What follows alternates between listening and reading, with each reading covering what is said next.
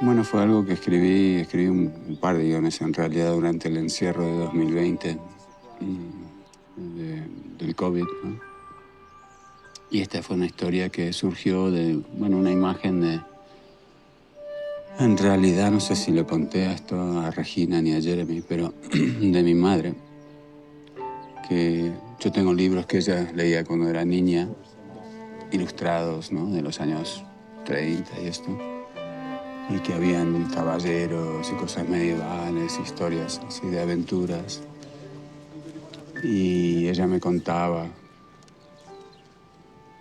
cómo le gustaban ese tipo de cuentos y de personajes.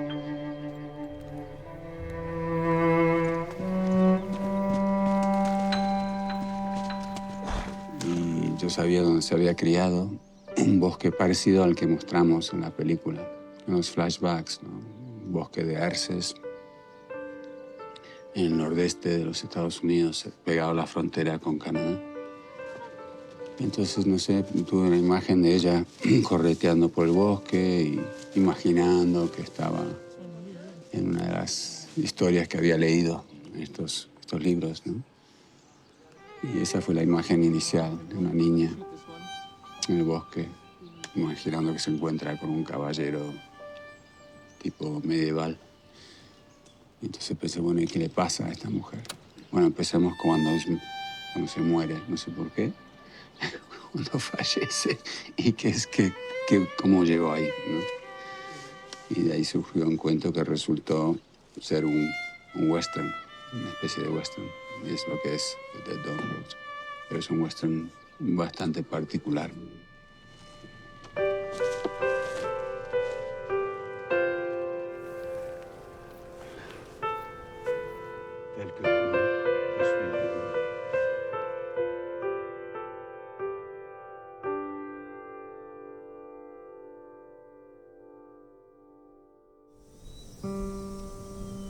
Y The Dead Don't Hurt me pareció un proyecto muy honesto. Me pareció una historia de amor de pronto hasta revolucionaria, como dentro del contexto y los arquetipos del western, rompiendo lo que es el esquema de la mujer y el arquetipo de cómo hemos concebido ese tipo de roles.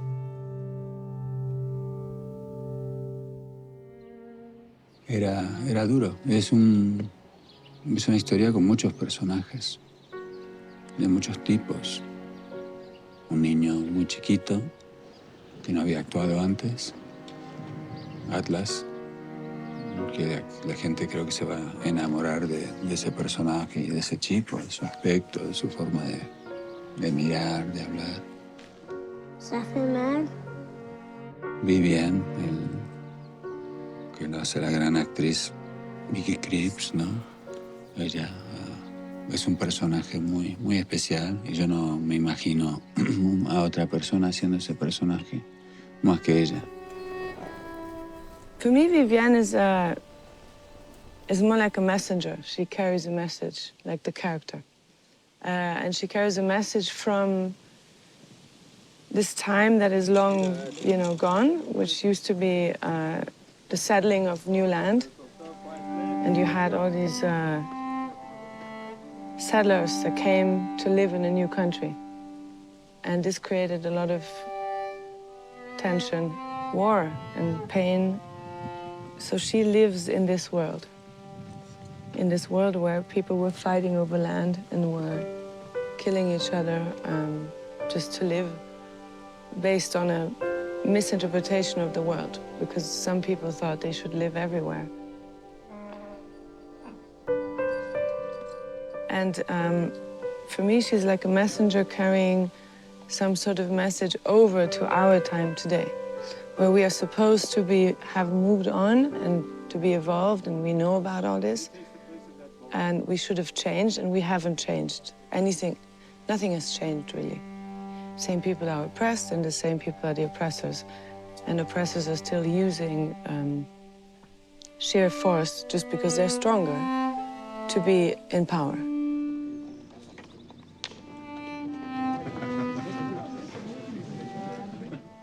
In this chaos, she exists, and she's lost like everyone is lost. But something makes her strong. And what makes her strong is not that she's stronger, she's weaker. She's the only woman in the film. So when Weston comes to assault her, there's nothing in her that she could use as a weapon or she could use as her body strength. So she's technically the weakest person in the film. But what she shows us is that she's strong for a different reason. And she's strong out of the act of forgiveness, you know. She forgave her father somehow, leaving her and her mother and going to die in a war that was not even his war, out of pride. And something that women have done, I think, over centuries is forgive men for the pride. Because the only reason you go to war is because you think, oh, no, me, I have to help. You know, look at me, I have to help. Like, they need me. They need me.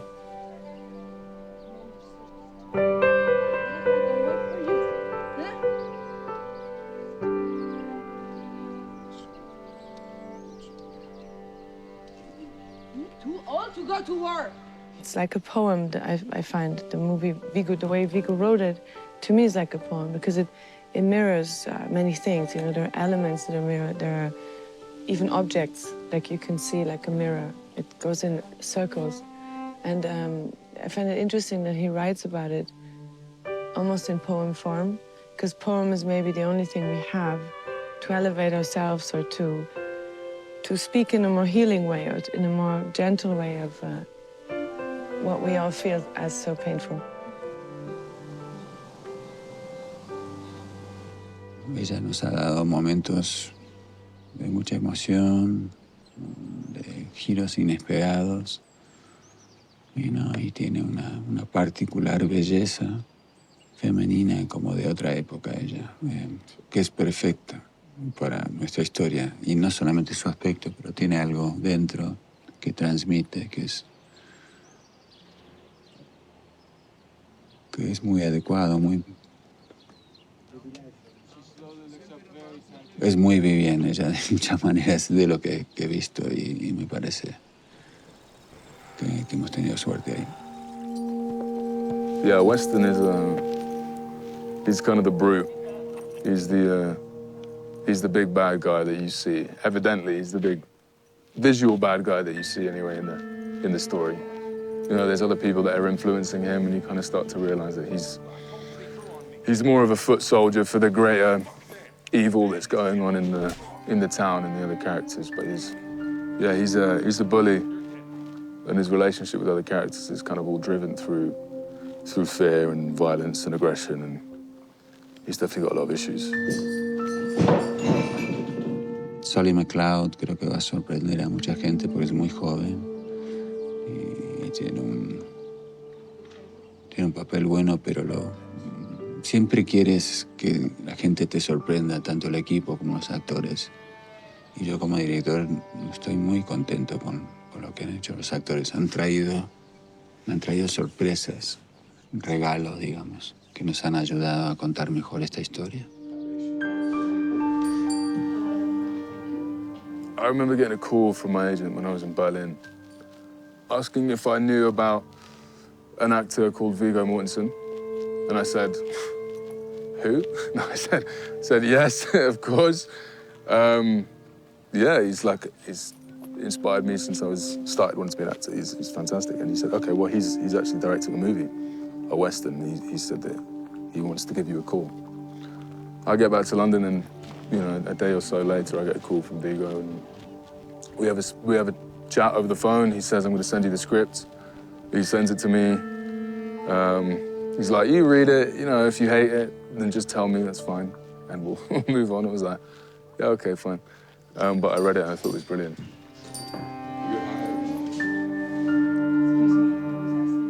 I think it's the film, the scenes, the cinematography and the landscapes are all incredibly just beautiful and serene and kind of almost peaceful seeming, but then the underlying kind of themes and stuff that goes on in the film is a lot darker than that. Bueno, Olsen es un hombre de no muchas palabras, aunque es una persona más o menos culta, es alguien que escribe, es un lector,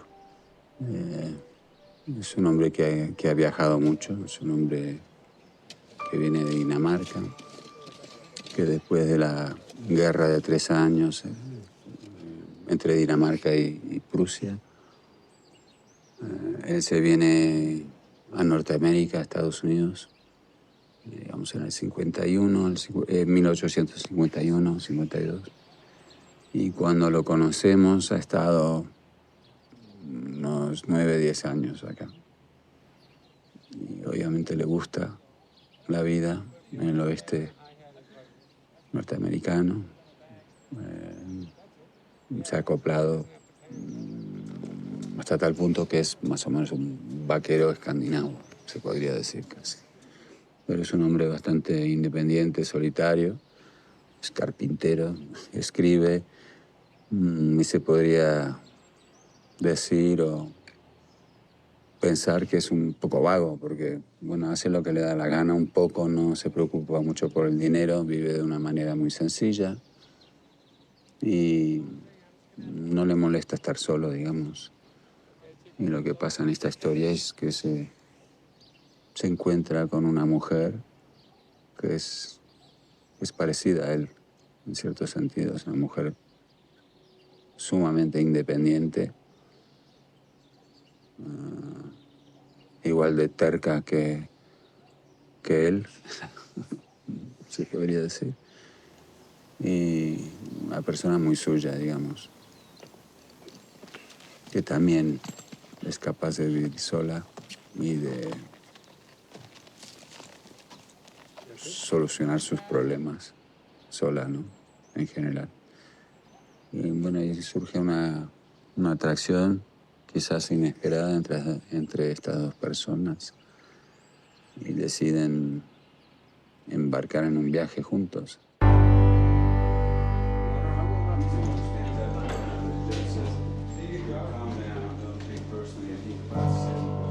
It's incredible to be in this in the sort of Western genre because you have these sort of archetypes. So it's like a Greek tragedy in a sense. You know who is who and why they're behaving in the way that they're behaving. They're strong, symbolic characters that live in this landscape and have to try to survive. My name is Danny Houston. I play a character called Rudolf Schiller. I am, in a way, I represent money. I am a new capitalist of a certain kind. Maybe in a sort of cliche sense, one could say that I'm not a particularly nice guy. But my reasoning in regards to his character, in regards to Schiller's character, is that I'm doing it for a larger good, something that I believe is a new beginning, and maybe the consequence of that is the America that we know today. It's the middle 1800s, and you have a civil war happening. There are big changes in the world, but in this little microcosm of a town, in a way, you don't see those changes that are happening in the world. It becomes a microcosm of another world, in a sense. Yeah, but have a look in the frame, actually. I think it might... We're done here, Mr. Mayor. What I was truly intrigued by, apart from the writing being beautiful and the characters being well drawn out, was the chronology, how it's told out of order. So it takes time to understand it. I had to read it a couple of times before I knew where the story was beginning and where it was ending. In a way, the beginning of the film in time is somewhere around the third act, and then the story starts to move forward. But it's a suspenseful way of writing, because as an audience member, you have to try to piece it together like a puzzle and go, oh, well, that piece went there and this one goes here. And it's a piece of architecture in a way. Your request for young Mr. Crossley to be deputy sheriff has been approved.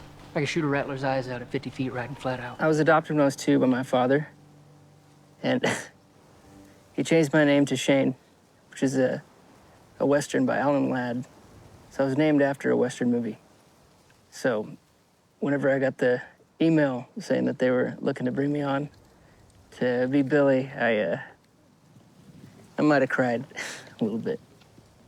I waited to tell my dad because he's a big Western man, and, you know, I grew up in this little trailer house on the farm, and we'd watch Westerns, and I always dreamed of being here. So it wasn't something I could process, not in a day. It took me a couple days to realize that I was actually doing a Western film. Viggo greeted me with a soft handshake and a nice to meet you, Shane. And I knew right away that he was gonna treat me well, treat me right. And I never heard a director say, take your time. I've never heard that. I've worked with a large handful of directors and never had someone say, just take your time. So he's an actor's director. He's a very attentive, loving, gentle spirit. But he's also has very clear intentions as to how he wants the scenes to play. So it's a combination of feeling free, but also knowing what the parameters are. Also, on one hand, it felt like we were the same people, like of the same tribe. You know, meeting him in the first time, it felt, okay, we come from the same planet or off the same tree. And at the same time, it also felt sometimes like we were talking to each other from the other mountain, like a whole valley apart. And I was shouting, ah, and he was shouting, ah. But we did find a way in the end. And I think that's the beauty in movie making, is that it's about communication and finding ways to work with people who are different than you. But we are, in a way, the similar, and in the same, we are the opposite. Also, there's a very, maybe the word would be formal, way that he frames scenes and lets the characters work within that frame in those scenes. So it's like having somebody there who can catch you if you fall, because you know he's there for you. Especially since he's an actor, he kind of understands what those issues are. From the start, I felt like I've had massive support from Viggo in terms of this being a fairly new thing for me, like working as an actor on projects, and this being one of the bigger projects that I've been a part of.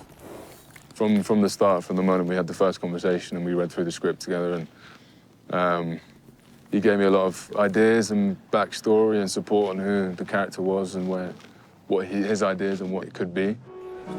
My compliments on the striking company you're keeping lately, Holger.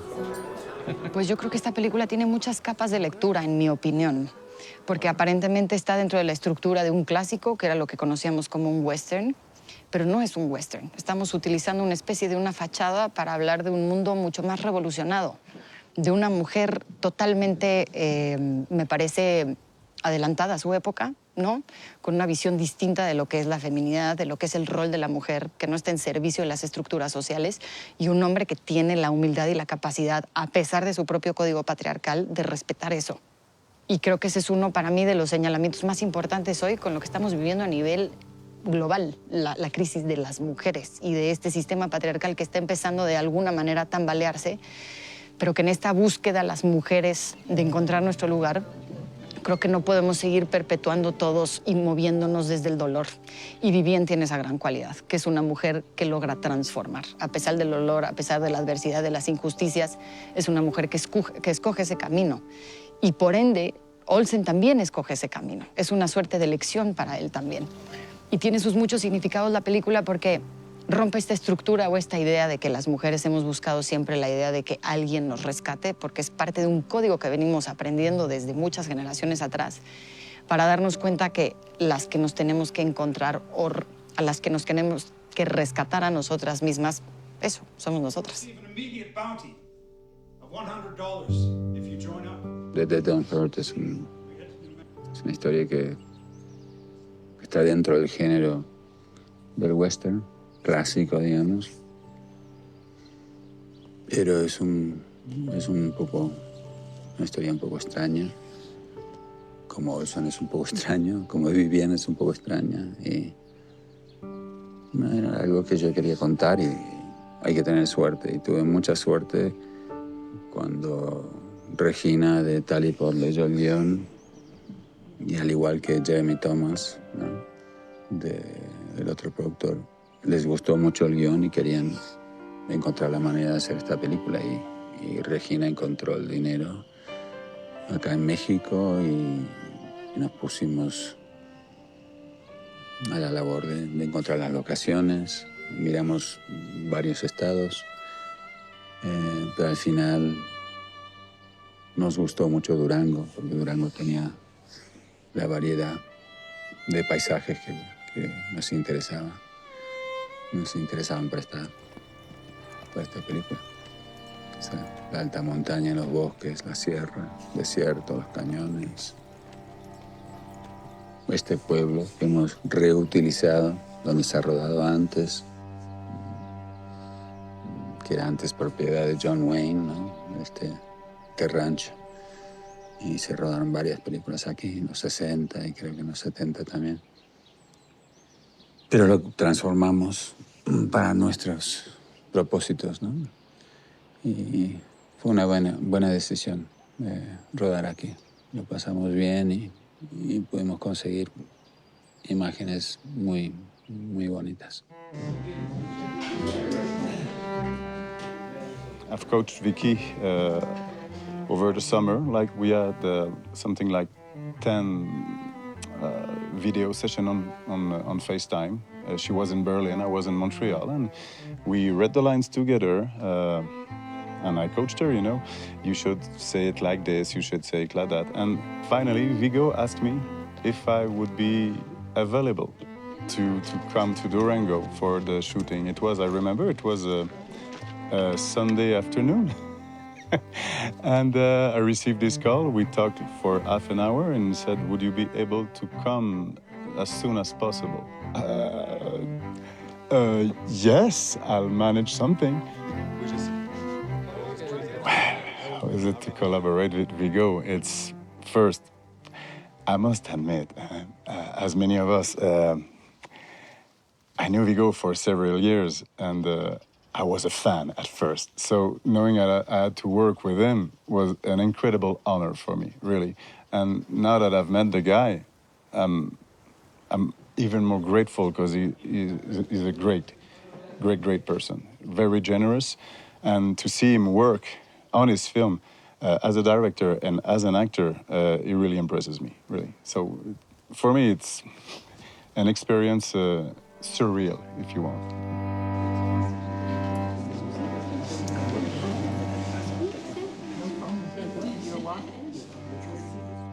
Well, I've liked Westerns. I've watched lots of Westerns since I was a little kid, like a lot of people have. I've always been fascinated by the more classic Westerns, the way they were filmed and performed. And since I've been riding horses since I was a little kid, and I was always interested in the world of horses. When I see Westerns, whether before I was an actor and even now when I'm an actor, what I'm looking at is, how do they ride? Do they ride well, the actors? How do they get on the horse? How do they get off the horse? How do they hold the reins? The little details. And what do the landscapes look like that these people are in? And even if a Western is a badly told story, the landscapes might be interesting, or there might be an actor who I can tell he knows how to ride. I've always been interested in them for that reason, and preparing this movie, I looked at a lot of the Westerns I'd seen before and hundreds of other ones, and I found lots of details, and I would send links of these movies to, for example, Solly McLeod, you know, who plays Weston. I'd say, look at this, look at the way this guy gets on the horse, look at the way this guy walks up and leans on the bar. And then, you know, Ann Dixon in the costume department, or Carol Spear and Jason Clarke in the art department. I shared lots of images with them, you know, in terms of the look of certain buildings, things.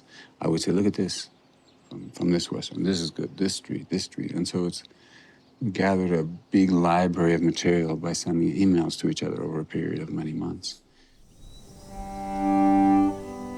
I love Westerns, and now after Viggo having sent to us at least 50 Westerns to look at over the last year, I've become an even bigger fan of Westerns, and I've always wanted to do a Western film. So when Viggo sent me the script of a Western, I was ecstatic.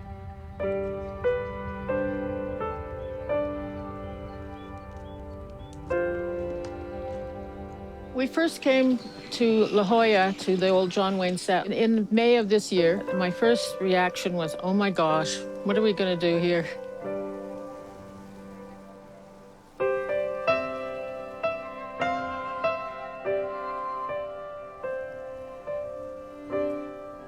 Because it's in Mexico, there was a lot of adobe, and I had never even thought of a Western town having adobe in it. So it was like, okay, how do we make this work? Then we just started to embrace the fact that there was adobe, and we'll say, well, let's use it. And let's say that this town had once been a Mexican city or town that had been inhabited by Mexicans, and that the gringos had come in and taken over, and then they built their buildings.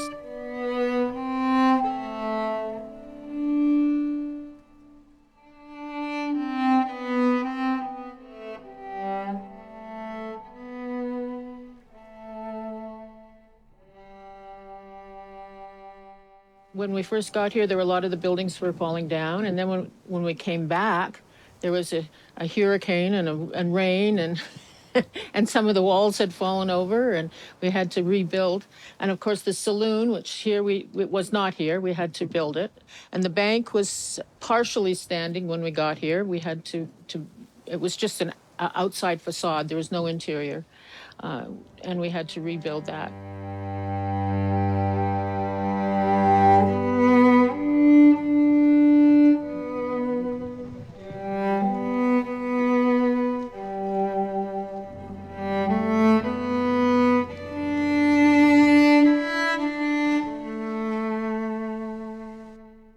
The Olsen house was built in a canyon, very difficult to get to canyon, especially when we first started shooting, as the roads were all washed out. But it's a gorgeous, beautiful location, and we built a small cabin. My whole hope was that the cabin would look like it had been there forever and would kind of melt into the rocks in this, and I hope we accomplished that.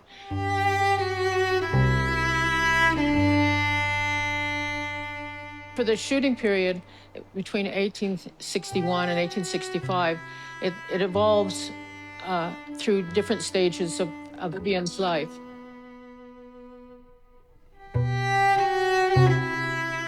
When she first arrives there, Olsen had been living there by himself, and it was like a mess. I mean, everything was, you know, he just didn't care. Looks like a band inside out, and it smells like dead mouse in there. So she kind of takes over, and she cleans it up. She sweeps it up and cleans it. And then we have the years where he goes to war, and before that he helps her plant some trees and some roses. And then we have to see that it evolve over that time, and we see the plants grow and the trees grow, and then she becomes pregnant and has a baby. So there's all this, you know, inside the house, it changes to accommodate a new baby, a new cot comes in for a little child. So there's changes in the interior decor and the exterior with the plants growing and changing as she becomes self-sufficient and builds a garden and has to live on her own while he is away, you know, fighting a war. I mean, there were not very many areas in Durango when we first started looking that looked like San Francisco, obviously, because it's not. We had a very good location scout, Gabriel. He had a lot of photographs. He sent me information about the interiors of theaters that we could look at. I went online and then I Google Earthed the locations of some of these. And when I saw the outside of one of the theaters, I thought, oh, that street looks perfect. You know, we can make that work. And when I got here, we were in for a little bit of a surprise because since the Google Earth photographs, they put bollards, light bollards all down the street and trees, and it was a little different from what Google Earth had. But the city has been very helpful, and they're going to remove all of those for us, and they're going to let us put dirt down on the road, and they're going to make it look like San Francisco in 1860.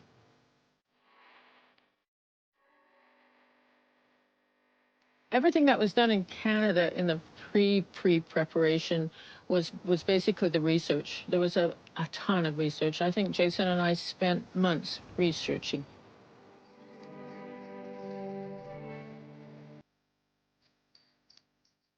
The preliminary design and all the design and drawings for the saloon and the buildings next to it, and for Olson's house out in the countryside, they were all done, pre-drawn before we came here. Mainly that was to save time so that when we got here, the carpenters could start right away.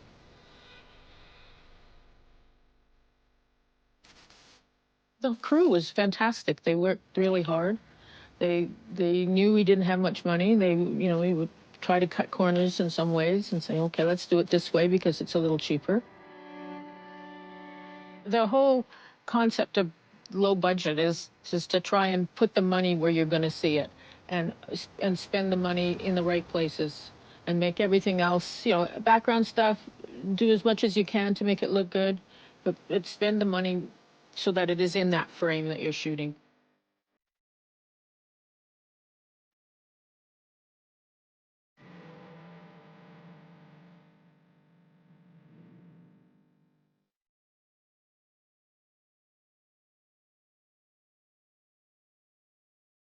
Pues de hecho todo ha sido un reto porque primero pues las cosas en su mayoría no existen, o sea hay que fabricarlas o conseguirlas y cuando las consigues pues las consigues ya en mal estado, entonces hay que hacerlas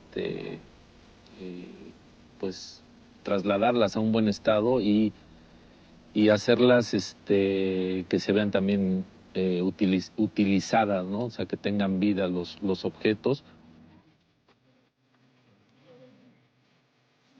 Y el departamento de utilería pues es bastante amplio, ¿no? Porque de hecho dentro del departamento de utilería está el departamento de armas, están las comidas, están los utensilios, hay un lazo muy estrecho con decoración porque las cosas que decoración presenta nosotros las tenemos que utilizar. Entonces el guión está también muy bien escrito porque aún por ejemplo para las armas los nombres de las armas están escritos en el guión, o sea quiere decir que él tuvo un amplio conocimiento de lo que él estaba escribiendo y lo supo transmitir al equipo que está trabajando ahorita con él.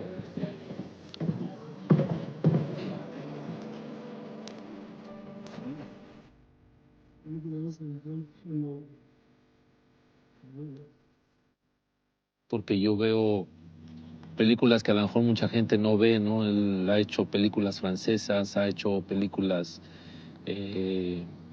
casi siempre, o sea, en su mayoría son de época. Él también sintió cierta confianza, aparte de que como persona, pues es una linda persona, es una persona con la que se puede platicar no nada más del trabajo, y es una persona pues muy estudiada en varios aspectos. El hecho de que habla varios idiomas, pues se ve que él siempre está enterado, o sea, antes de que uno proponga algo, él ya está enterado. Entonces, cuando tú ya lo llegas a proponer, es nada más como ver que sí está aceptado, ¿no? Porque él ya sabe, o sea, también te da la oportunidad de que el gusto personal, pues lo transfieras tú a las cosas que vamos a presentar, ¿no?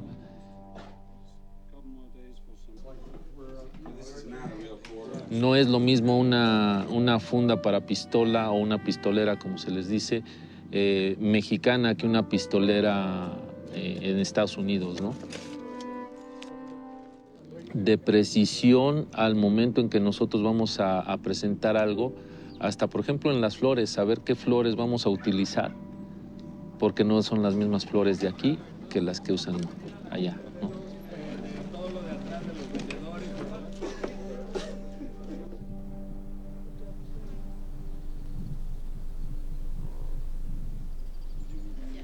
The wonderful and exciting thing about costume designing is that you explore different worlds in each film and each script. And in this one, there was from the Civil War to just the 1860s, and then there's also some Mexican part. There's also the waterfront. So to get to really understand and see what stevedores were, what bakers were, what vendors were, to then also get an understanding of the silhouette of the women and knowing the environment that we were going to be in and how to adapt it and make some creative choices within that.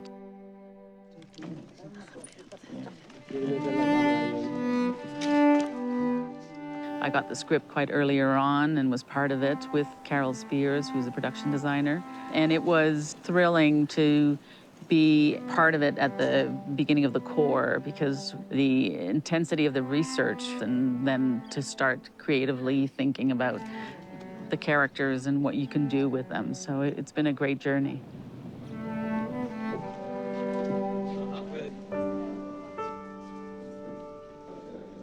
I've worked with Viggo on his past film, Falling, and it was an incredible collaboration, and he is has such great respect for the arts and the whole process.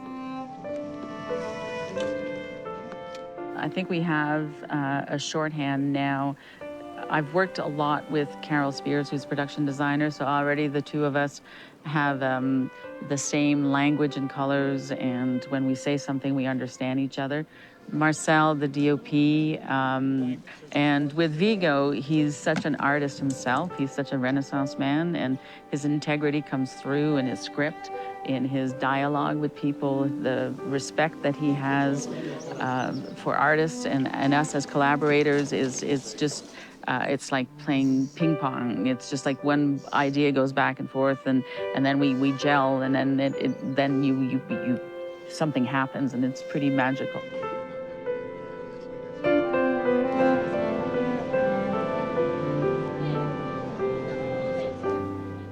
I think one of the most memorable ones, it's when we lined up all the cowboys for that first day, and then to have characters within each one of them and individuality. And when they were all lined up, and I think there was about 20 of them in their chaps, and it was just like, yep, pretty tasty.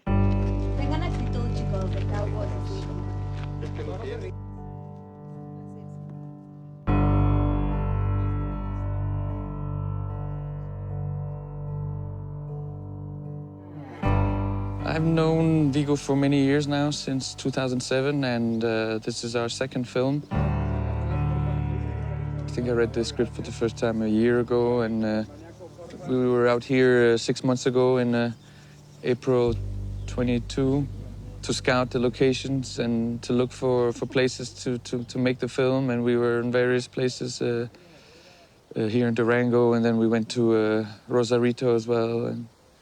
But we decided to stay here, and obviously some portions in Canada as well.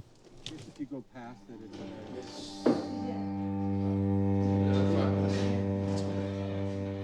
And action. It's a Western, but it's also a love story between two people who meet and embark on a journey together, and it's sort of back to basics. It's bare bones, it's nature, it's locations that just look different from your everyday life, which I think is great, because that's the magic of filmmaking. It's like a time machine. You try to create a little pocket of a different time and tell a story in that.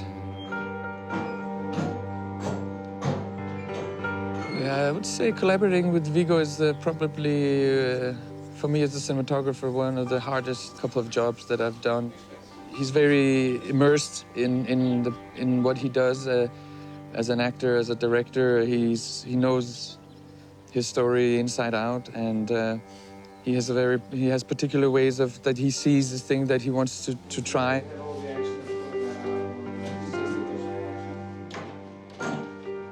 So obviously you have references that you've seen, and Viggo has sent a lot of films that you sort of, you see some of them I skip a little bit. It's just how it goes. There's so many Western references, but you sort of have references inside yourself. For me, in the end, it's a gut feeling, you know. It's what is the right perspective of a scene, whose point of view are you following, who's the scene about, who's the focus of the scene, where do you start, how do you finish the scene. The light here in Durango and the sunshine and the weather, the mountains, the locations, everything, it's been such a joy. You know, often you try to control the sun and to soften it, but I mean, the idea here I had from the beginning was like, you know, you have to embrace the sun here. You have to use it the best way you can. It's beautiful. You have clear blue sky. You know, I think out of the 32 days that we shot here, we had 1 day of overcast. You know, obviously, in a film like this, the way we wanted to make it, it's simple in a sense, you know, because you have no electrical lights in that time. It's all candlelight and kerosene lamps. So we were trying to make it as natural looking as possible.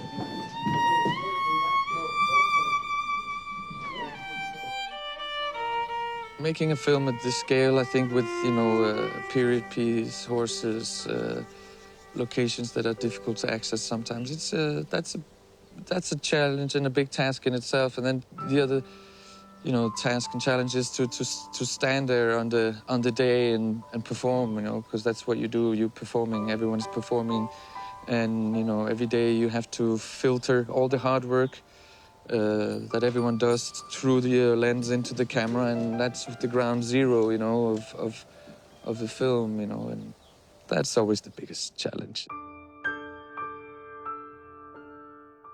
Bueno, primero, cuando lo conozco y hago contacto con Viggo, nos ganó un poco la emoción de saber que los dos somos de San Lorenzo. Esto no podía no decirlo. Sino que además es un director que tiene muy claro, tan clara la escena, que lo que hablas de sonido, inmediatamente él sabe si es algo que puede aportar a la escena o no, e inmediatamente trata de buscarle un lugar y una forma, ¿no?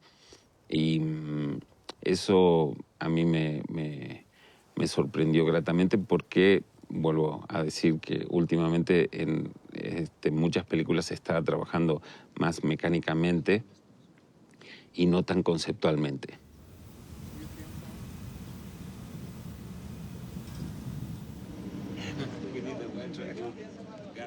El trabajar en conjunto con Viggo desde el sonido para mí fue muy interesante porque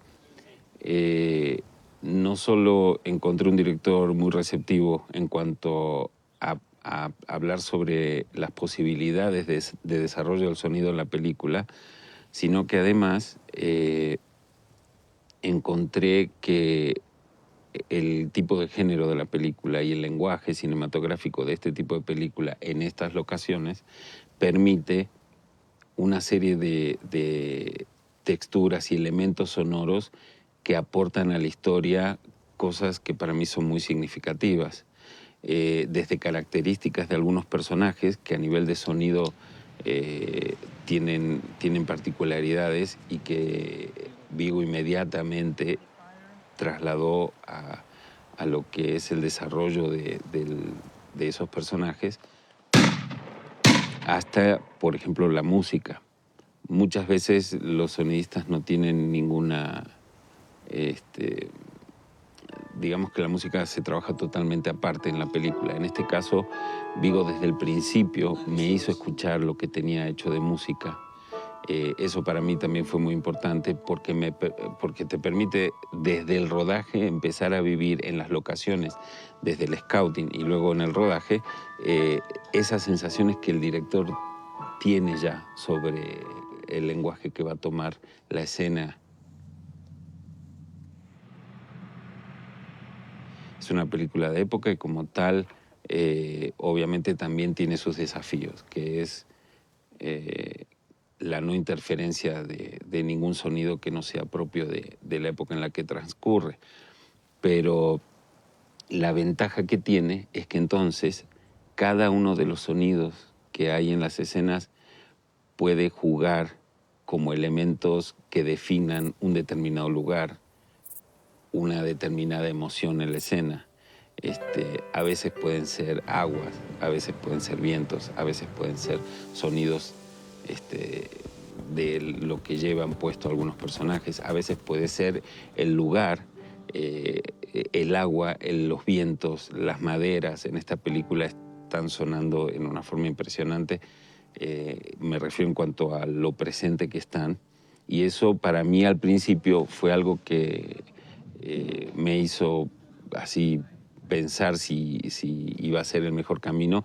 Inmediatamente conversando con Viggo se dio esa cuestión de sí, vamos por este camino, y me alegro muchísimo que él haya también sentido eso y hayamos tomado este camino, ¿no?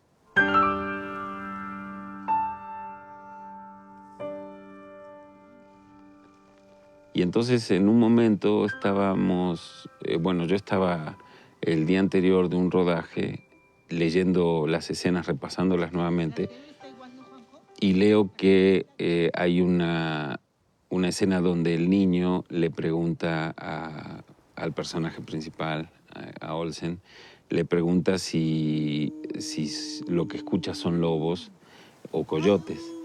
Inmediatamente empecé a buscar y a escuchar algunas referencias, y se me ocurrió proponerle a Viggo que cuando al día siguiente se hiciera la escena, nosotros pudiéramos ponerle en el set al niño en el momento de la escena, escondido, el sonido de un lobo, que en definitiva es lo que escuchan, para que el niño tuviese ese estímulo y además reconociera el sonido tal cual es, sin interferir en cuestiones técnicas. Y inmediatamente Viggo me dijo, claro, por supuesto.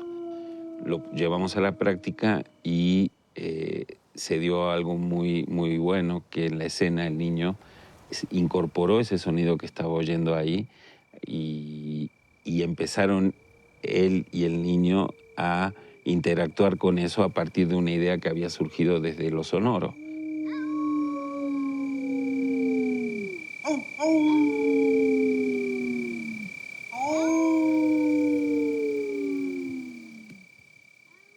But I've been lucky. I've worked with a lot of talented directors, you know, and it's just, I've always been curious about how the movie is made.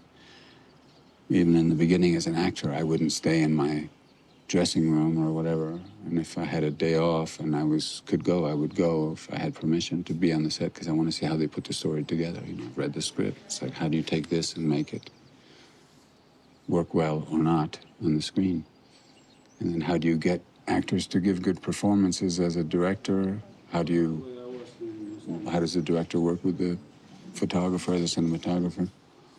You just get that from watching, you know? So I learned, I suppose, to direct by watching people do it and watching them work with other crews. And I've been fortunate, not people that are, obviously I've worked with several times, like David Cronenberg, but also lots of different people with completely different approaches. Jane Campion. I worked recently with Ron Howard, and that was a wonderful experience. I really loved his ability to communicate with everybody and pay attention to everything that's going on at the same time without ever really getting stressed out. I mean, I try to be as calm as him, but I can't always be. He is really able to get into it almost like a really alert trance state or something on the set.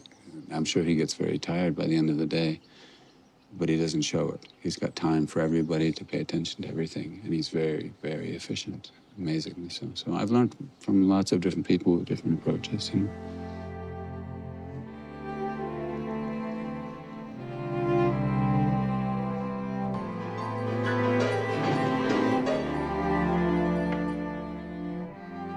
en lo cual me fue muy bien. Definitivo tuve como una retroalimentación automática. Es como mis propuestas compaginaban mucho con lo que él trae en mente. Sin embargo, la idea tan clara que él tiene, vaya, la escribió y aparte tiene clarísimo cada cuadro que nos están presentando en el proyecto, pues es muy empático y fluye bastante bien. Tenemos un lenguaje similar, por lo menos en lo que a acción refiere, y pues tiene que ver que él es un tipo también, es un actor de acción. Definitivo, eso me gustó mucho.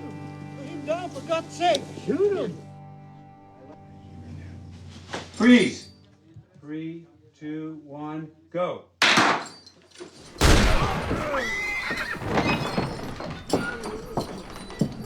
God damn you, Weston! God Yo, en lo personal, no me hubiera arriesgado a hacerla en plano secuencia.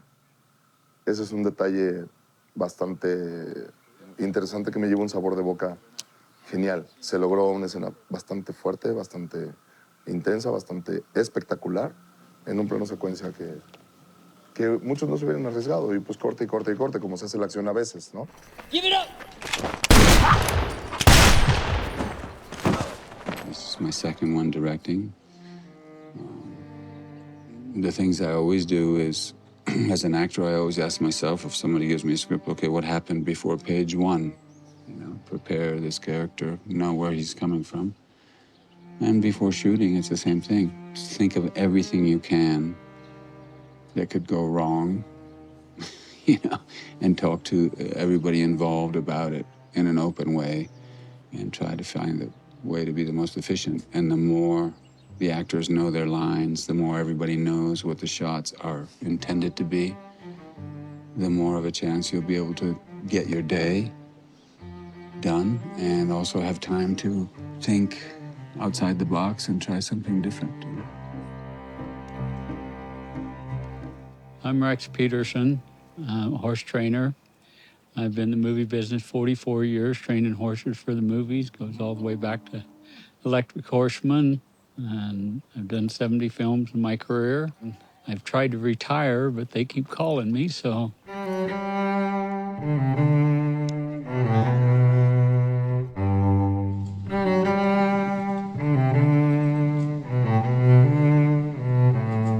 Viggo and I have been friends for 20 years. When we done Hildoggo, we become very good friends.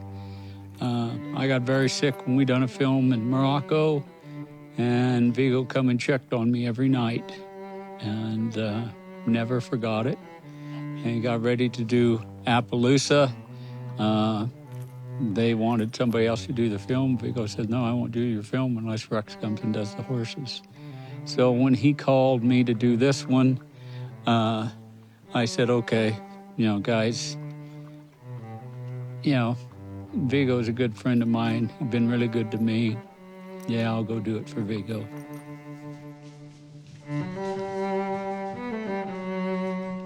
And then you have people like Rex Peterson, the wrangler, the horse master, and instructor for the riders and the horses. He's the best in the business. There are many people who can do some of the things that he does well, but I don't know anybody else can do all the things he does. He is a real master, you know? And he's very demanding of himself and of others and of his horses. Not being harsh, but just he's disciplined and he has a lot of self-discipline and he knows more than anybody. Rex is great. He's a very strict and a very safety-focused wrangler. I knew when I met him, and I've been around cowboys, you know, all my life growing up, and we made eye contact, and I knew he was the kind of man that you want to say, yes, sir, and you want to do exactly what you're told. And so I made sure to tuck my tail and say, yes, sir, and do what I was told. And I was comfortable on a horse, but he made me a better rider. I mean, he gave me tips, tricks, distance that I hadn't had growing up. You look good, come up here. And I fully intend to take those home with me, and it's been a real dream to work with Rex. And if he's watching this, I thank you for everything. Generally, I never start a film that I don't have 8 or 9 cast horses that I've used in the past. I know real well, know what is going to be, what I can do and what I can't do with them. I started this project with horses I'd never seen before we start prepping, wranglers that I had never used, didn't know. You know, I'd never been to Mexico, so it was a little difficult, but we've got it done. So I think I'll be proud of it when it's all said and done.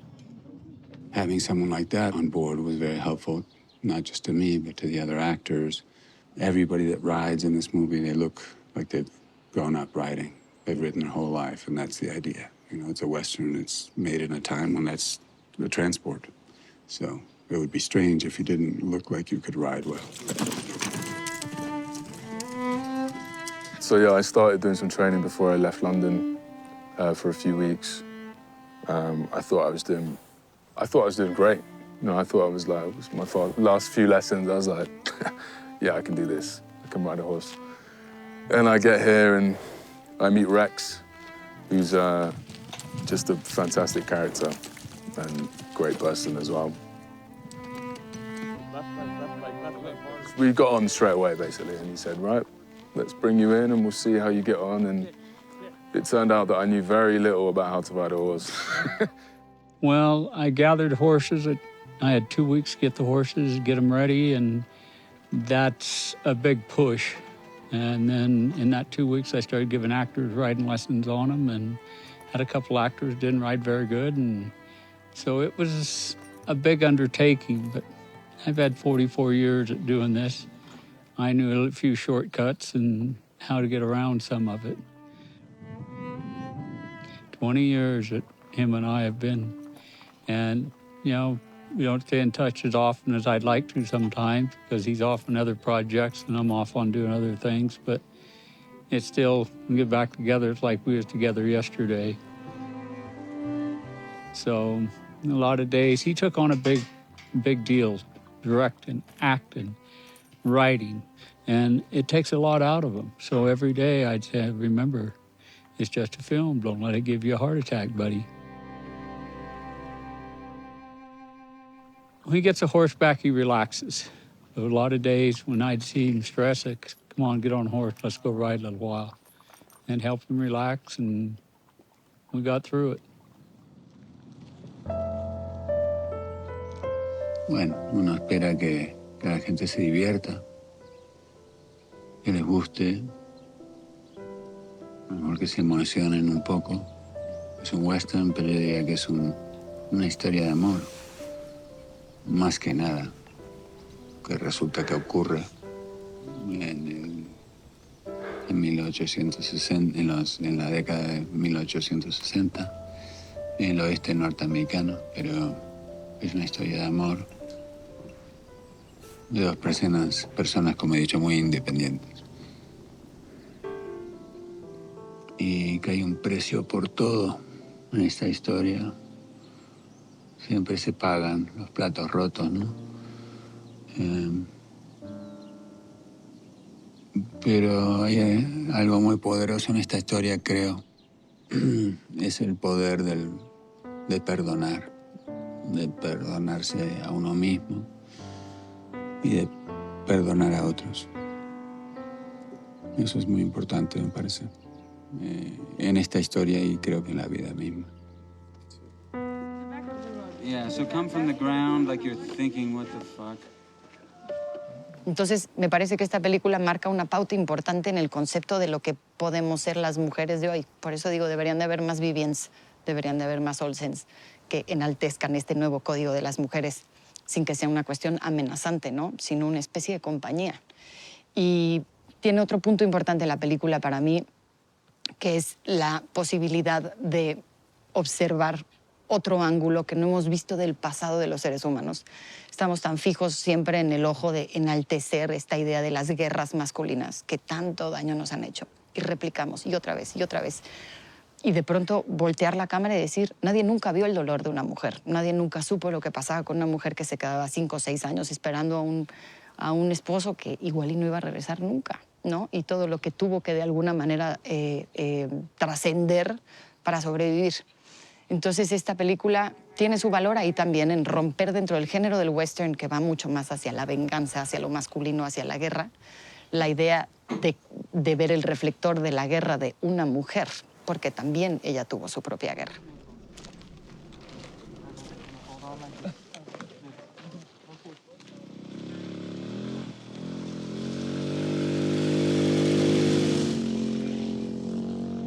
Bueno, eso me encantó.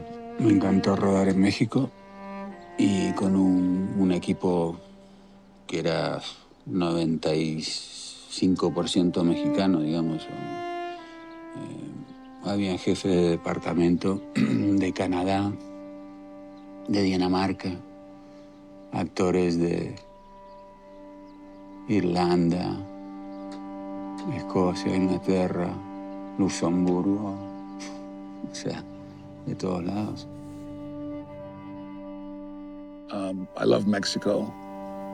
My father loved Mexico. My father, being John Huston, loved Mexico, and he made films here. And he worked on a film, he directed it, called Treasure of the Sierra Madre. But my grandfather, it brings me closer to my father, it brings me closer to be able to see the things that he loved, the people he loved. He was in the Mexican cavalry as a young man, and then he lived the end of his life in Mexico. So that's something that means a great deal to me. I mean, I always find it very interesting to work around the world and have different crews from different countries, because everyone has a different approach slightly, and it's how to navigate all of those different aesthetics and personalities. And I think it just makes for something that's a bit more textually interesting when it is from a bit all over. Lo más bonito que pude experimentar en esta producción fue ver cómo todo el equipo mexicano podía colaborar mano a mano con equipos canadienses, equipos daneses, equipos que tienen experiencia en grandísimos proyectos, y pensar que nosotros también podemos estar al mismo nivel, porque estamos al mismo nivel. Solo creo que cuando hay productores, los productores tenemos una responsabilidad enorme en darle de alguna manera un punto de salida y de proyección a todo el talento que está en este país, no para que nos vayamos, sino para que podamos hacer cosas increíbles de aquí, para que incluso gente de otros lugares también lo pueda ver como un lugar en donde se puede filmar, porque tenemos el territorio, insisto, y porque creo que tenemos la capacidad y a nivel creativo y a nivel de ejecución como equipo. Yeah, it's been amazing. I mean, you're always wondering when you start a job what the people are going to be like, whether it's the cast or the crew or whoever it is that's going to be there. And you're thinking, oh, how's it going to be? But everyone from day one is just incredibly welcoming and supportive. And, you know, I've made a lot of great friends since I started. And there's people that I know I'm going to be in contact with and stay in contact with. Everyone here was together. There's strong unity. We wanted to make something special, so we put our heart into it, and I hope people will go see it. It's the best thing about working in films, that it's a privilege to get to travel the world. You meet people from all over the world who have the same passion and interest as you for filmmaking, and that's the best thing you take away from films, is the new relationships and friends that you make, with people. So I love it.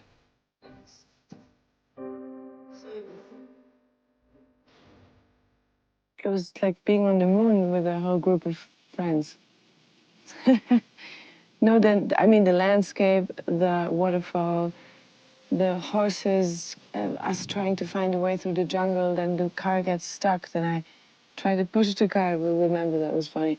And having fires every evening with other people, and it's just a really magical place and really difficult place. It was very difficult too.